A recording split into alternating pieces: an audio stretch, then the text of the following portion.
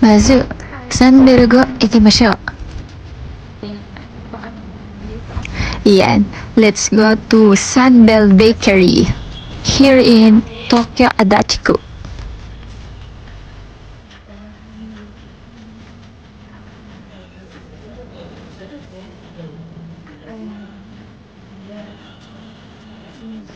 Ayan, makikita nyo yung iba't ibang klase ng bread na ginawa nila. At talagang mukhang ang sarap-sarap. At makikita nyo rin yung iba't ibang presyo. Ayan. So, usually may 270, 350. So, depende kung anong klase ng bread yung gusto nyo. Eto, naka-order na nga. At marami pa tayong pupuntahan. Kaya, makapili na ng yummy for me.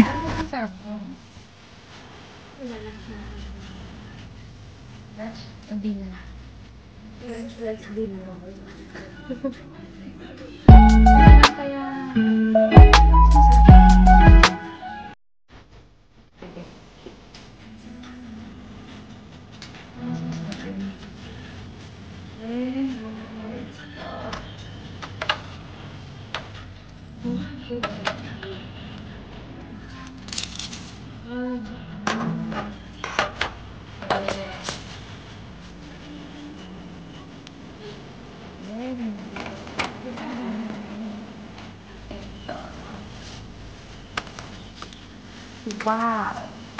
Reason Guredo no pan. Let's try this. The Racing Red Pan. Ayan, nakapili na ako. Let's go to other stores naman.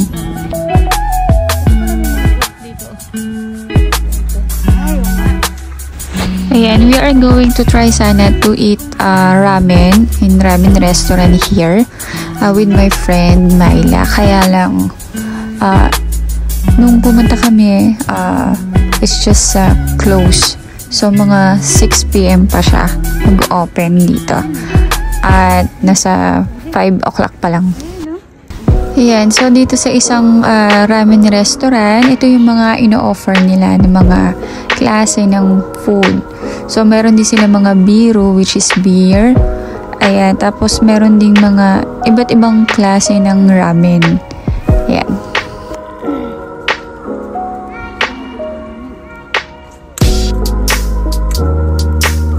So, ito na, lumabas na yung nilitinda ng store ng ramen to inform us na mamaya pang 6 p.m. yung open ng ramen restaurant nila.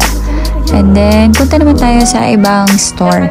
So, meron tayong pupuntahan na sabi nila, isa daw sa mga murang store dito sa Tokyo, which is Don Quijote. Ayan, try natin kung talagang mura siya.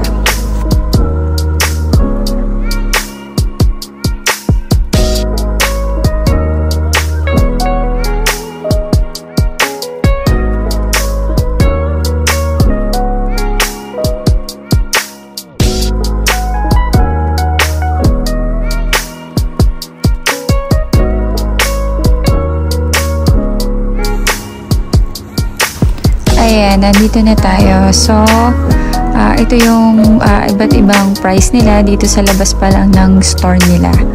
Ayan, then try natin na pumasok.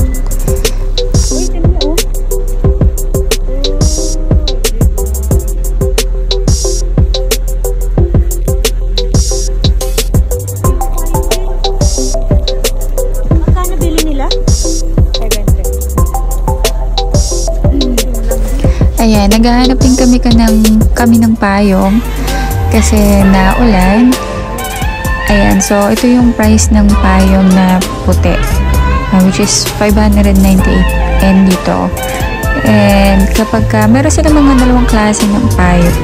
So yung dalawang klase nila ng payong, which is black and white. So usually kapag white, iniwan mo sa labas. So pang public, kumbaga para sa kanila, pag walang pangalan, kukunin nila yon. So kapag itim naman, which is alam nila may owner nun, pero dapat mas maganda, better na lagyan ng pangalan. Kasi once na walang pangalan, matik yun, kukunin nila yon kapag kakailangan nila.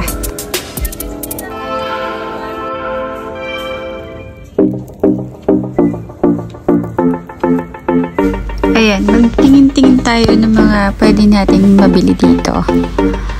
Ayan, so marami naman silang mga iba't ibang klase ng mga kutkutin, mga bilihin. Tapos, madami din silang mga iba't ibang mga sweets. Ayan. So, makikita niyo yung mga iba't ibang klase ng sweets nila. At saka mga biscuit, yan, ganyan. It's my life. Lazy, lazy, lazy, lazy, lazy. It's my life. I got dirty, dirty, dirty, dirty, dirty. It's my life. Korea soy jerky. So, this is a kind of soy jerky, a classic vegan jerky recipe that affordable, delicious, and packed with protein. So, this is the perfect snack for anything from made with soy curls and just oven it.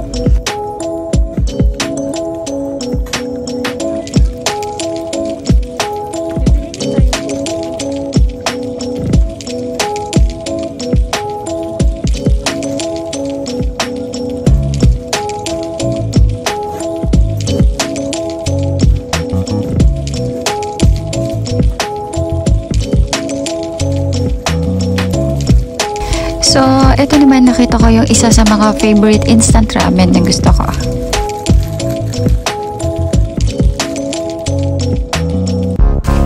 Ayan, so pag pumunta kayo dito, marami kayong choices ng mga iba't ibang klase ng ramen nila at talagang magugustuhan nyo.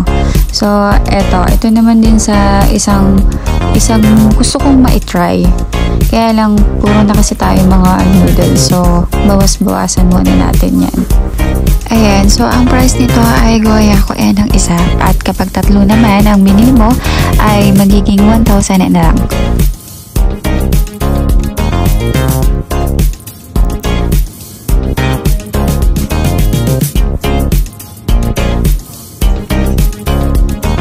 Ayan, meron din sila dito mga frozen food. Yan, kapag gusto mo, may choice ka naman kung gusto mo magluto ng isa sa mga frozen food nila. At ito naman yung kanilang organic egg. Ayan, so depende rin sa size ang price niya. Yakurokujo Hachi-en naman, yung isang tray ng egg nila. So, 168 yen. Yung tray nila dito na for 12 pieces.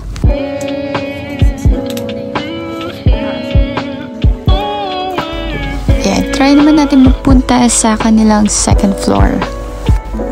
Let's try to see what they have.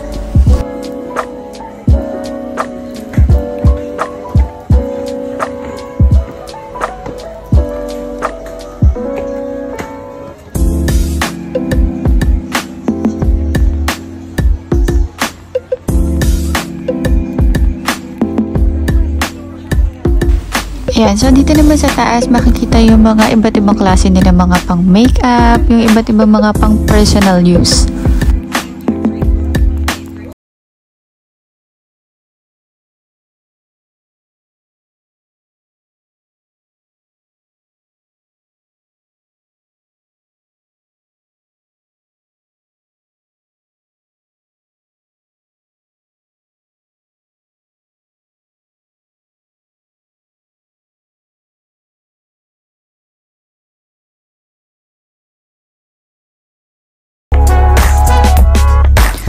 So, meron na pala sila dito ang iba't ibang klase ng bento. So, kapag nagugutom na kayo, ready to eat na siya. So, pack food siya na pwede nyo ipainit dito o usually naman ay kapag mga gantong malalaking store, iniinit na lang siya sa bahay or sa microwave.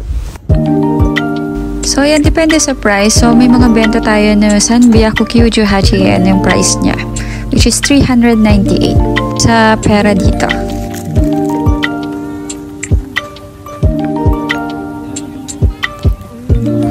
Ito naman ay onigiri.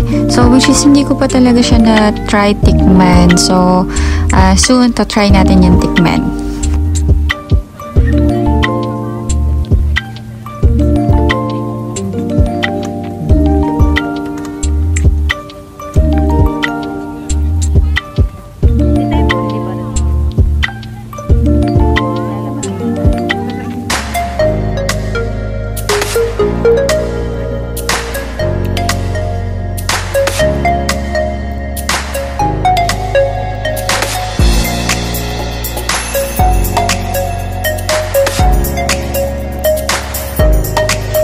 Ayan, punta naman tayo sa 3rd floor.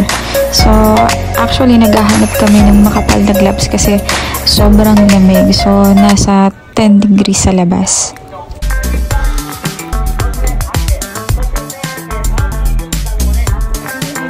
So, tumingin naman kami ngayon ng blower. So, nasa Sansen Q Yaku Hachijuen ng price niya. Pero since meron naman kaming available na blower, dalawa dun sa apartment namin. So, hindi na ako bibili. Yan, tumitingin din ako ng cord ng iPhone kasi nasira yung cord ng iPhone ko. At ito, inabot na ako ng gabi. Hindi na ako nakatiis. So, nagbike na ako papunta sa Supa ng Aeon naman siya. Ayan, supermarket ng Aeon. So, yan, dito tayo bibili ng konting mga food na pwede nating lutuin.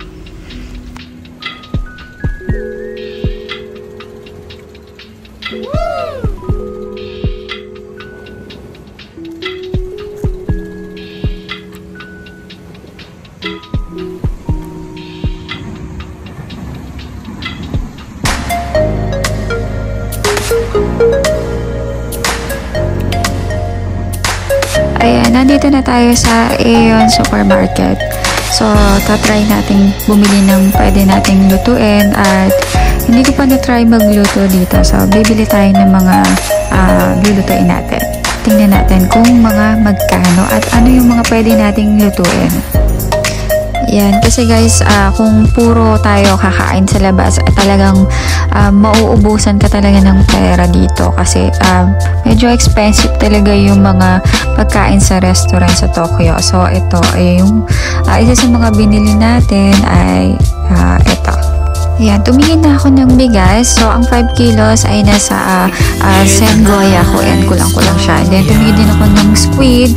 Then, ito yung price niya. Nasa Yako Gojuwen ang price niya. So, kapag gabi na, pag pumata ka dito ng mga 8 o'clock evening in pataas, so, nagbabaksak sila ng presyo. So, pinapalitan na nila yung presyo. So, ayan, kapag nakita niyo yung dilaw na yung price niya, ibig sabihin nun, meron silang mga waridiki na ibig sabihin may discounted na malaki talaga yung discount nila. So, kapag tips lang sa mga gusto talagang mamili at medyo budgeted yung money nila, so pwede silang mamili ng mga 8 o'clock in the evening pataas dun sa mga supermarket kasi nagbabaksak talaga sila ng price kapag paggabi na. So, pinapalitan na nila yung price nila.